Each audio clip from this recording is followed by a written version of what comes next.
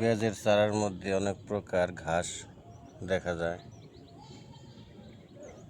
এই জমিটা একবার নিড়ানো হয়েছিল, আবার কি পরিমাণ যে ঘাস হয়েছে, এই ঘাসগুলো আসলে দমন করব কিভাবে? অনেক প্রকার ঘাস, অনেক ঘাস বের হয়েছে। এই ঘাসগুলো যদি আমি আবার নিড়াই তাহলে দেখা যায় অনেক টাকার দরকার, 20-25 হাজার টাকা লাগে এই জমিটা নিড়াতে গেলে। তাই দোকানদার ভাইয়ের কাছে গিয়েছিলাম আমি। দোকানদার ভাই একটা বীজ দিল, যে বীজটা দিল আমাকে দেওয়ার জন্য। এখন এই বীজ দিয়ে ঘাসই মরে নাকি পেঁজি মরে তা তো আমার আসলে জানা নাই। এবার প্রথম দিতেছি এই বীজটা। কমেন্টে সবাই জানাবেন এই বীজ দিয়ে ঘাস মরবে কিনা।